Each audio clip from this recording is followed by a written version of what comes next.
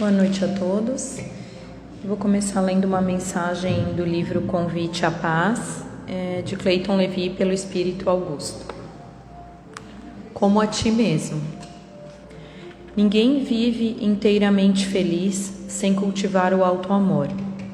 Auto-amar-se é auto-respeitar-se. E quem nutre respeito por si próprio não se acusa, trabalha e segue adiante. Não se precipita, espera a hora, não se desespera. Confia e aguarda o melhor na certeza de que a vida o conduz sempre no rumo da realização interior. Aquele que desenvolve esse nível de entendimento não se entrega às emoções, pensamentos e atos negativos. Consciente de que todo prejuízo causado voluntariamente ao semelhante representará, antes de tudo, um ato de desrespeito a si mesmo. Quem cultiva o auto-amor reúne forças para a superação do ego, uma vez que se identifica com a própria essência espiritual, de ordem divina, de onde nascem o amor, a fraternidade, a compaixão e todas as virtudes espirituais que jazem adormecidas na maioria das criaturas humanas.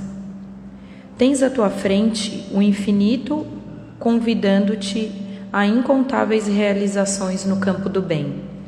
A fim de concretizá-las, aprende a cultivar o auto-amor, respeitando-te em todas as situações, para que o auto-respeito desperte em ti a centelha divina que te eleva a Deus e te aproxima dos semelhantes em atitude de consciente amor e irrestrita fraternidade. Que assim seja.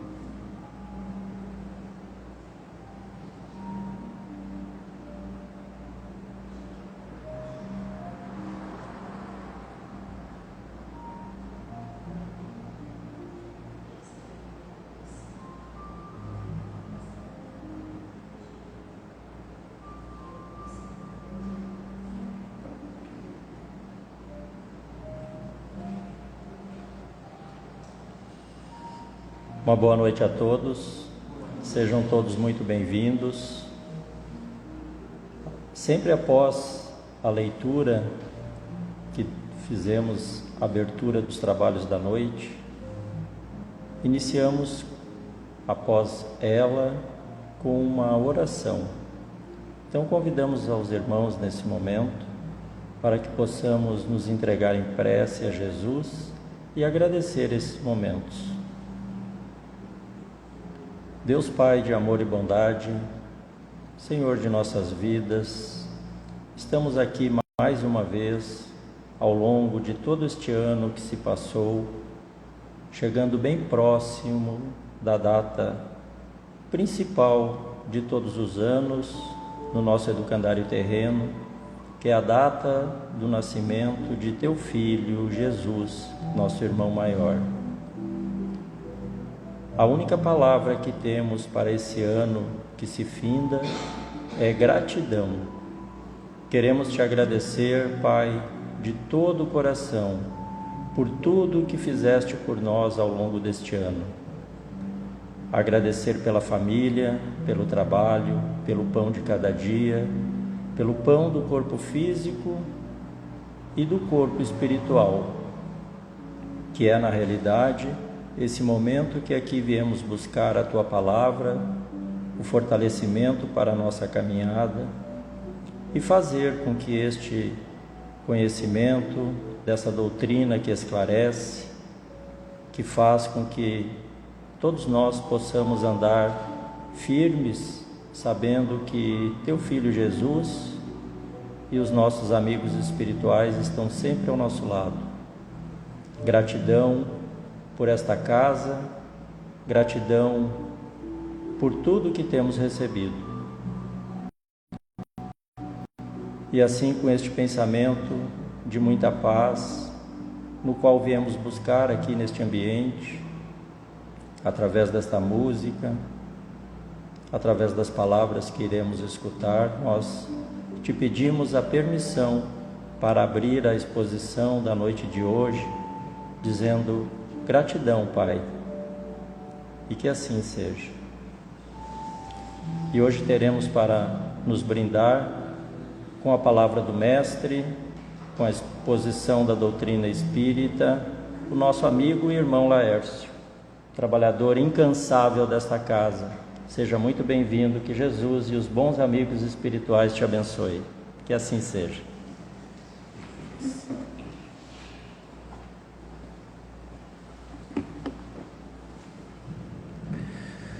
Muito boa noite, queridos amigos, irmãos. Mais um momento especial que temos a gratidão a Deus, primeiro, de podermos nos reunir nesta casa, né? Onde tanto temos recebido.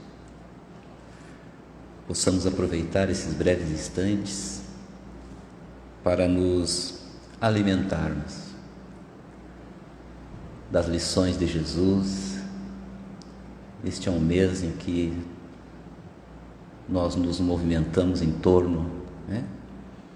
E o Mestre Jesus, costumo dizer aqui, sem Ele nós não temos condições de sermos felizes. E hoje nós vamos trabalhar um tema em torno da misericórdia. Está no capítulo 10 do Evangelho segundo o Espiritismo, onde versam ali um conjunto de virtudes, de sentimentos que nós precisamos desenvolver no curso das nossas existências, a fim de nos candidatarmos a chegarmos num lugar que já está reservado para todos nós, desde o começo de todos os tempos, que é o reino dos céus. Então, em torno da misericórdia, a palavra misericórdia deriva de duas palavras latinas, miseratio, que vem de miserere, que significa compaixão, e cordis, que vem a ser coração. Então, misericórdia, compaixão para com o sofrimento dos outros, coração compadecido com os sofrimentos dos outros. E Mateus registra esse ensinamento de Jesus lá nas bem-aventuranças, quando ele vai se reportar a este sentimento, a este comportamento, a esse desenvolvimento. Bem-aventurados os misericordiosos, porque obterão misericórdia. E é importante a gente mergulhar nisso, como diz o apóstolo Paulo, nos ocuparmos, meditarmos nas lições de Jesus, porque elas são determinantes para nós. E para que os ensinos de Jesus façam sentido profundo no nosso viver, é fundamental que nos dediquemos a isso, nos ocupar desses ensinos, porque eles dizem respeito a cada um de nós e são determinantes para a nossa felicidade. E quem não quer ser feliz? São determinantes para a nossa felicidade. Daí que no capítulo 2 do Evangelho segundo o Espiritismo, a gente precisa encontrar um chão para isso. No capítulo 2, que vai tratar meu reino não é deste mundo, nos itens 1, 2 e 3, 1, 2 e 5, nós vamos aplainar esse chão para que este ensinamento, como todos os outros, possa encontrar um princípio que sustenta isso. Se não cai num abismo, aonde os nossos pensamentos não têm um ponto de apoio, justamente para se apoiar e fazer com que isso tenha significado, representatividade, função na nossa vida. Então, no capítulo 2 do Evangelho segundo o Espiritismo, no item 2 deste capítulo, que vai falar da vida futura, e é um ensinamento, orientação dos Espíritos, que está justamente no começo dessa obra, depois do capítulo 1, que eu não vim destruir a lei, que Jesus vai abordar esse tema.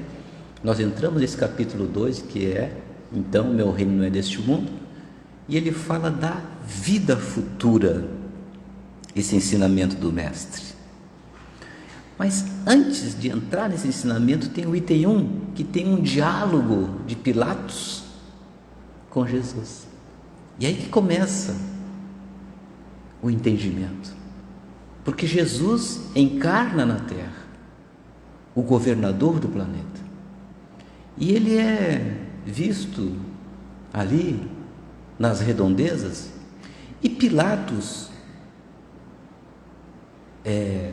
faz Jesus vir até ele e pergunta-lhe: és rei dos judeus? Ao que Jesus responde: o meu reino não é deste mundo, porque se fosse deste mundo, eu jamais teria permitido que eu fosse aprisionado, mas o meu reino não é deste mundo. Então, um jovem Hanan, também outro que interpela Jesus, no começo das suas pregações em Jerusalém, pergunta-lhe, o sacerdote, que depois vai ser o juiz, pergunta-lhe: Galileu, o que fazes na cidade? É aí que a gente precisa se apoiar, porque Jesus vai dizer assim: eu passo por Jerusalém, eu passo pelo planeta para fundar o reino de Deus nos corações dos homens. E esse é um diálogo que segue, porque ele vai questionando, tentando colocar o mestre na parede, e não consegue, porque mestre é mestre. Então eu passo por Jerusalém, pelo planeta, para fundar o reino de Deus nos corações dos homens. Então é preciso a gente enaltecer essa palavra, passagem, porque Jesus passa para ensinar e nós passamos para aprender, porque também estamos aqui de passagem, não somos daqui, viemos aqui para essa escola, para este educandário. Então Jesus deixa isso bem claro ali: estou de passagem para ensinar a nós que também estamos de passagem para aprender as suas lições. Vejam, claramente Jesus se refere à vida futura, porque não é aqui. As consequências do nosso aprendizado se verificarão noutra dimensão, que não é aqui. Por isso eu passo e nós também passamos, Todos os preceitos de Jesus cairiam por terra sem esse princípio da vida futura.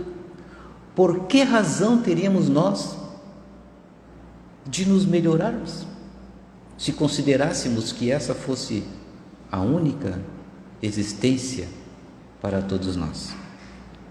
Então, nesse capítulo, como em todas as circunstâncias da vida futura, deve ser uma preocupação para nós, humanos, como meta a que todos nós haveremos de alcançar. e devendo este ensinamento constituir objeto das nossas preocupações do cotidiano. Nos preocuparmos com isso, no sentido de meditarmos nisso. Porque nós vamos sair daqui. E pode ser hoje. Pode ser agora. E Jesus nos traz esse ensinamento. Aproveitarmos estas reencarnações, e esta é a mais importante, porque é que nós estamos, é a melhor versão da nossa história, é essa que nós estamos. Então, todas as máximas de Jesus se reportam a esse princípio. Sem a vida futura, nada disso que nós estamos fazendo aqui estaria acontecendo. Porque algo nos chama atenção para algo mais, que vai além das fronteiras do mundo material. E o Espiritismo, como terceira revelação das leis divinas, descortina isso para nós, permitindo que adentremos na dimensão espiritual, descortinada aí por toda a obra, por toda a presença das virtudes dos céus, que são os espíritos superiores, que nos trouxeram estes ensinamentos. Então, esse é o item 2, que fala da vida futura, deixando claro esse diálogo com Pilatos. E no item 5 ele vai falar justamente do ponto de vista. Tudo depende do ponto de vista de como nós analisamos as coisas. Tem um livro que nós praticamos, né? O frio pode ser quente, o alto pode ser baixo, o baixo pode ser alto, né? O longo pode ser curto. Então, depende do quê? Do ponto de vista em que nós estamos olhando as coisas. Então, do ponto de vista da vida futura, quem tem com clareza isso, sabe? Detém dentro de si uma fé robusta, impactando fortemente no comportamento da vida terrena, porque, sob este ponto de vista, o homem passa a encarar a vida terrena de outra forma, realmente de passagem, não como ponto final, mas como um ponto intermediário de um algo maior, do nosso ponto definitivo, que é chegar no reino dos céus, na condição de espíritos puros. Então, sobre esse ponto de vista, essa ideia clara e precisa que se faça, proporciona esta fé, e como Kardec vai dizer, uma fé raciocinada, não é uma fé cega, porque nós não cremos, nós sabemos que somos espíritos imortais e que breve haveremos de estar novamente no mundo dos espíritos, não revestido de um corpo material. Veja, é importante ressaltar isso, que como é que Jesus responde ao jovem Hanan, o sacerdote? Estou de passagem, para ensinar, porque ele já é um espírito de primeira ordem, para ensinar a nós, espíritos ainda de terceira ordem, a chegarmos nessa condição de espíritos de primeira ordem. Então registra Mateus um dos ensinamentos: bem-aventurados os misericordiosos, porque obterão misericórdia. Isso é um ensinamento, entendendo que Deus nos brinda, porque tem misericórdia para conosco de acordo com a misericórdia que nós temos no exercício das nossas andanças. Vamos ver. Então, a misericórdia está no Evangelho, é o complemento da brandura. O homem não pode ser brando e pacífico se não for misericordioso. Então, nós precisamos conquistar essa condição. Bem-aventurados os brandos, os pacíficos, porque herdarão a terra. E aí a gente começa, né? Então, a misericórdia consiste, entre aspas, no esquecimento das ofensas. Eu coloco entre aspas, porque a gente lembra, se quiser, das ofensas que nós tivemos. Mas esse esquecimento no sentido de dar um outro significado àquilo que nos atingiu. Porque no perdão das ofensas, encontramos aí uma alma elevada ou em elevação. O ódio e o rancor denotam de uma alma sem elevação,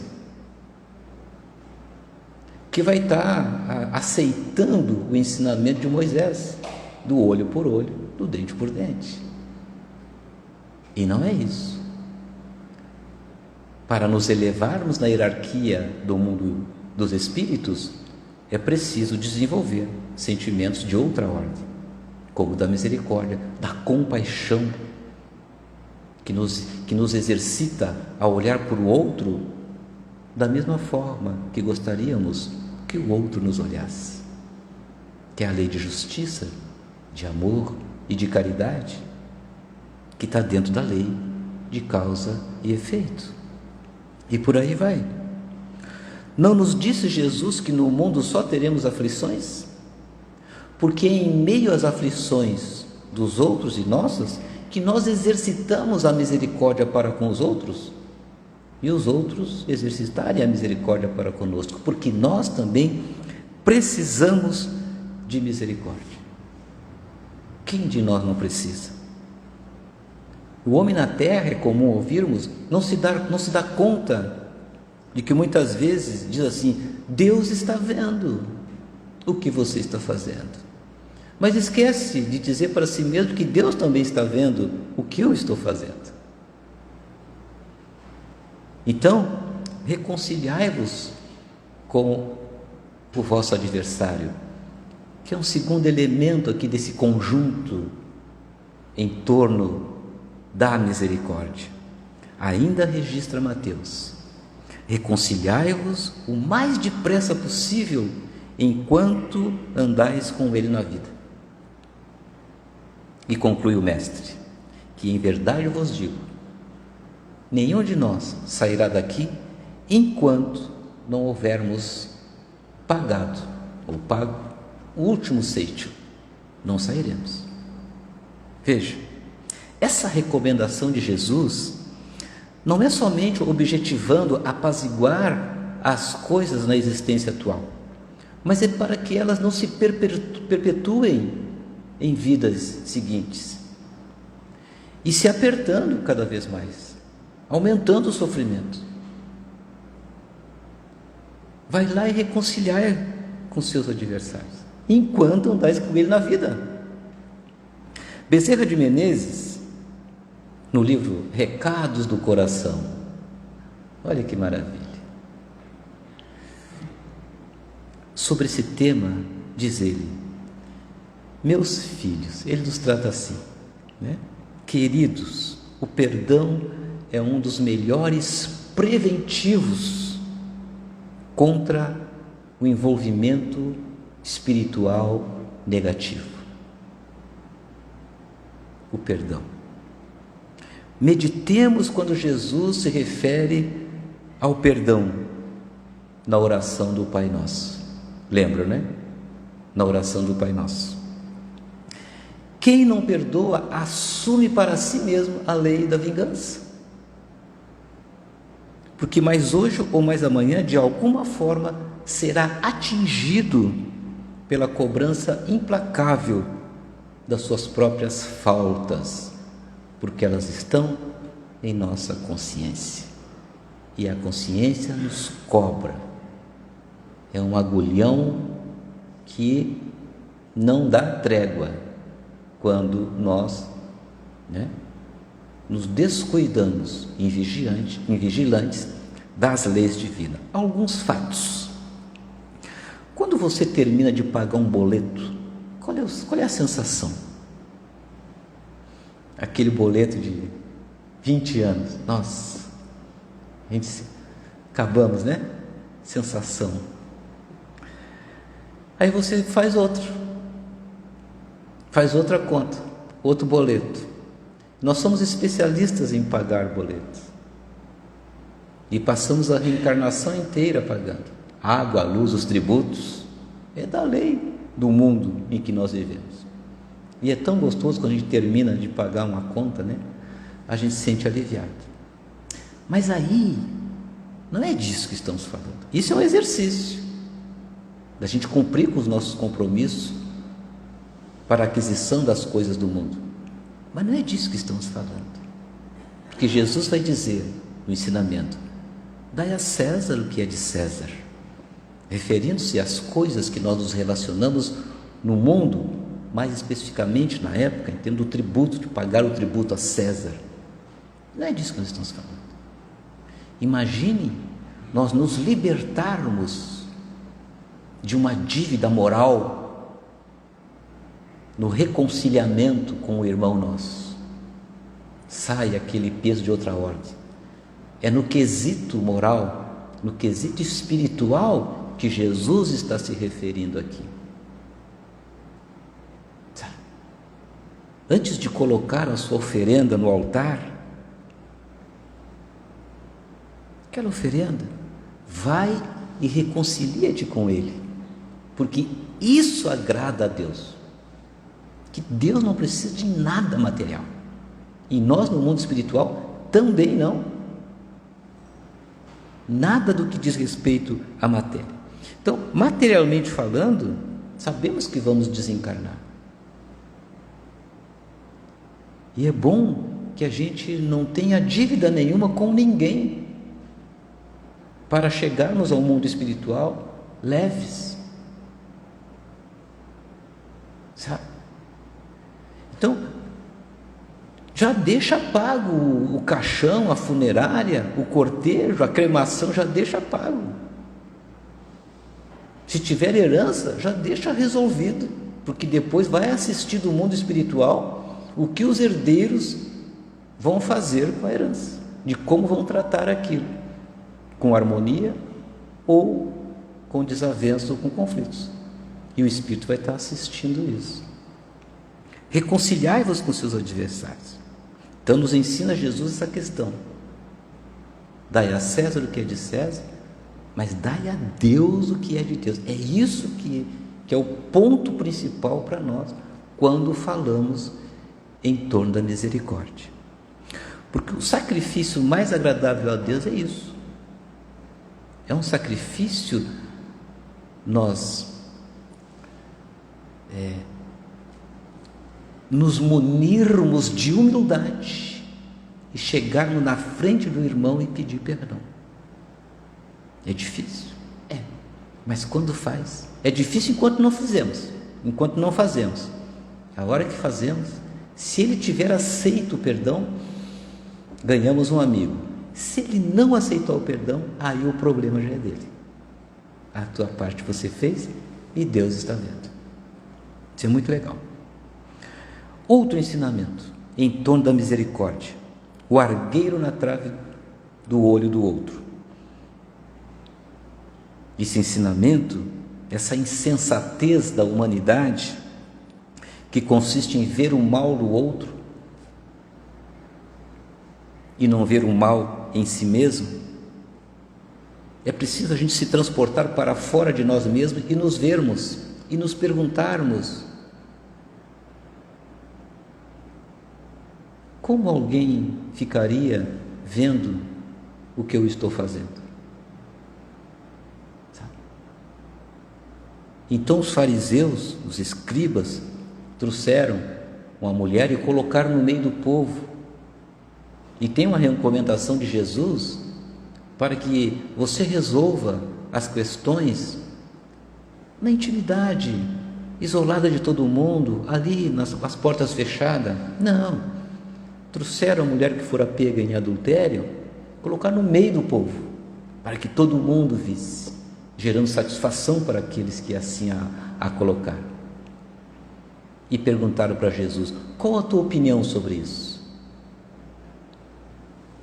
E o que Jesus diz, conhecendo a intimidade de cada um de nós? Então que atire a primeira pedra aquele que estiver sem pecado, aquele que não se equivocou na vida, aquele que não tem nada a dever para Deus. atire a primeira pedra. E foram saindo um por um. E ficou só Jesus com a mulher. Onde estão os que te acusavam? Foram todos embora. Eu também não vou te acusar. Vai e não peques mais. Porque a lei é a lei divina. Nós não somos juízes de ninguém. E essa sentença faz da indulgência um dever para todos nós.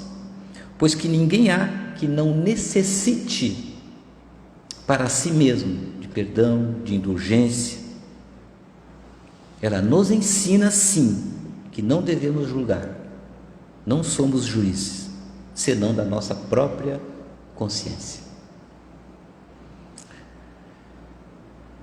No livro Estante de Vida, tem uns ensinamentos ali, tem uma passagem, uma pequena historieta de Jesus com Simão Pedro. E Jesus estava saindo do lar de Jeroboão, filho de Acás, em Casarim, para atender a um socorro numa casa próxima, que ali tinha uma pessoa que se avizinhava da morte. Quando Jesus está saindo, chegam 4 publicanos, porque ouviram acerca do reino, e eles queriam saciar a sede e a fome de esclarecimentos. Como Jesus estava saindo, ele chama Simão Pedro: Simão, acolhe os nossos irmãos que estão famintos dos esclarecimentos da boa nova, ampara-os com a verdade. Certo, Simão? Perfeito, Jesus. Estou ciente. E Jesus segue. E quando Simão se viu a sós com os publicanos, lançou aquele olhar ardido e começou a ampará-los com a verdade. O primeiro deles é Eliúde, o joalheiro, o mais velho deles, né? Estava ali, pedindo as bênçãos para o entendimento. Disse Simão Pedro: o que tu pretendes aqui, Eliúde? Ladrão de viúvas e de órfãos, sei que ajuntaste uma fortuna à custa das aflições alheias. Simão Pedro: os colares, os anéis que tu usas são lágrimas cristalizadas daqueles que você, assim, criminosamente o fez. E tu, Moabé? Moabé o outro, né? A que vieste? Com tua miséria moral. Olha o Pedro dando. Como te encorajas a vir até aqui, após extorquir teus 2 irmãos, que um morreu e o outro ficou louco por tua causa? E tu, Zacarias, não te envergonhas de vir atrás do mestre, depois de haver provocado Zaborel, o sapateiro, no intuito de roubar-lhe a viúva? Que queres aqui? E por último, ele vai dizer: e tu, Ananias, sei que fazes o comércio da fome. E ele começa a esbravejar, o apóstolo: súcia de ladrões, bando de malfeitores, o reino dos céus não é para vocês. Neste momento, Jesus reentra no ambiente, na sala, e contempla a situação dos 4 publicanos no canto, em lágrimas, massacrados. E aí Jesus olha para Pedro, se aproxima do amigo e diz: que fizestes, Pedro? Que fizestes? Mestre, tu me pediu para ampará-los com a verdade, e eu fiz. Pedro, eu te pedi para ampará-los, não para aniquilá-los com a verdade, para ampará-los. E aí Jesus reúne todos eles, convida os publicanos, faz uma ceia e Jesus começa a falar com tanta beleza do reino dos céus, que eles beberam aqueles ensinamentos como se estivessem antecipando visualmente esse reino de ventura, de alegria, e saíram dali felizes. Está vendo, Pedro? Como é que funciona? E aí, ficando a sós com Jesus, Pedro pergunta: mas mestre, se devemos usar de todo o carinho para com os malfeitores, como proceder com os bons? Com os homens retos? Como proceder? Porque ele não entendia mesmo. Ele não entendia. Como proceder com os bons? Se temos que usar de todo o carinho, de toda a misericórdia e compaixão para com os maus. Depois que ele escutou os questionamentos de Pedro, Jesus simplifica numa frase: Pedro, eu não vim à terra para curar os sãos, mas para os necessitados, como eles, com sede de esclarecimentos. No Livro dos Espíritos, na questão que é na 4ª parte do Livro dos Espíritos, que vai falar das penas e consolações, né? Kardec, três perguntas. Que bom que a gente pudesse fazer todas aqui das 1019, mas não dá. 3 perguntas de Kardec. Em que consiste a felicidade dos bons espíritos? Ao que os imortais respondem: em conhecer todas as coisas, a exemplo do Cristo. Em conhecer as coisas. O ensinamento de Jesus é porque ele conhece, já passou por isso. Eu sou o caminho, a verdade e a vida. Faz isso e viverás a aventura, a felicidade. Em conhecer todas as coisas, em não sentir ódio, ciúme, inveja, raiva. Isso que consiste a felicidade dos bons espíritos. Em serem misericordiosos, brandos, pacíficos. E aí ele pergunta na 970: e em que consiste os sofrimentos dos espíritos inferiores? Varia de acordo com o grau de inferioridade, mas basicamente por sentirem ciúme, ódio, a vingança, por sentirem raiva, serem prepotentes, maledicentes. Então, para a gente se desfazer isso, um dos caminhos é exercitar a misericórdia e compaixão para com os outros, que aí você se eleva e passa a não sentir mais essas coisas. E na 976, Kardec pergunta: o espetáculo do sofrimento dos espíritos inferiores não causa aflição aos espíritos superiores? Vendo o sofrimento dos inferiores, não geram aflição? Os espíritos respondem: não, não é motivo de aflição, porque eles sabem que essa condição é passageira. Olha que interessante. E nos auxiliam para nós sairmos dessa condição. E esse auxílio, por compaixão, por misericórdia a nós, para eles, é uma felicidade, que é a caridade. Simples assim. Então, o socorro de Deus, voltando a Bezerra de Menezes, nesta temática, o socorro de Deus, se Deus ajuda as criaturas através das criaturas, é justo entendermos que quando nos propomos a ajudar, a socorrer o outro, podem ter certeza que o socorro de Deus chega primeiro a nós. Tá bom? Muita paz, muita luz, que o Mestre Divino, com sua misericórdia, por piedade a nós, nos abençoe hoje e sempre. Que assim seja.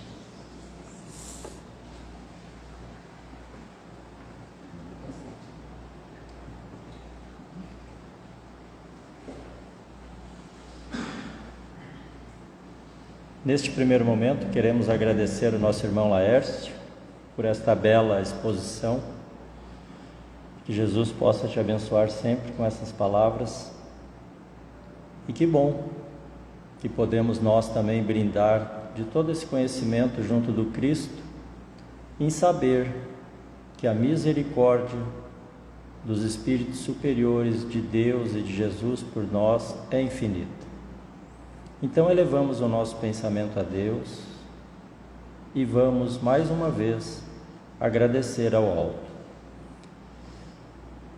Nós que somos aqui, as criancinhas do Cristo, espíritos encarnados aqui neste momento, também os irmãos que aqui participam desta reunião desencarnados, os irmãos que nos acompanham pelas redes sociais e aqueles que estão chegando aqui nesta casa hoje pela primeira vez, possam neste momento receber esta misericórdia, nessa doutrina de amor, de caridade, que esclarece, que consola, e que possamos lembrar as palavras do Mestre Jesus, o governador deste educandário terreno, que esteve aqui de passagem, lembrando que nós também não somos desse mundo, e por isso acreditamos na sua misericórdia, que estamos aqui de passagem para aprender,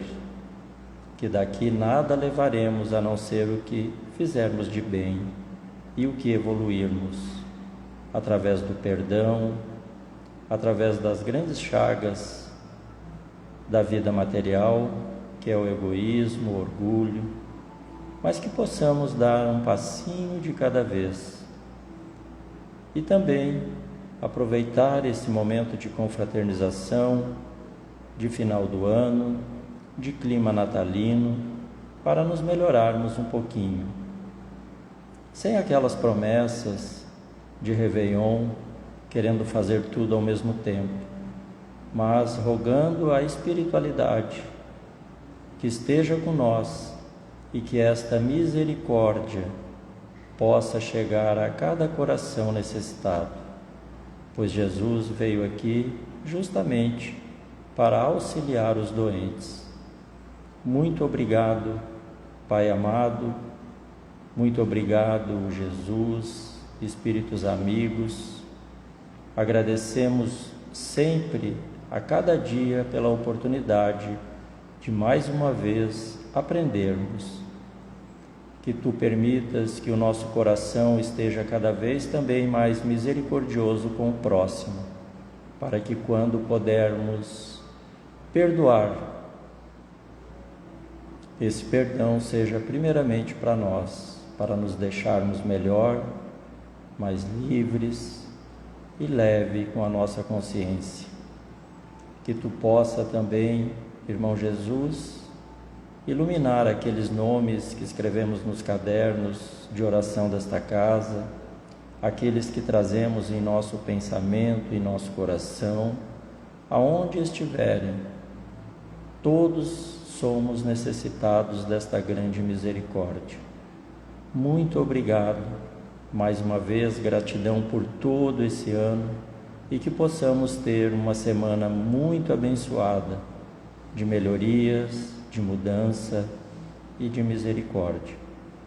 Com este pensamento de caridade, de amor e de gratidão, nós pedimos a permissão para encerrar a exposição da noite de hoje, dizendo: muita paz a todos e que assim seja.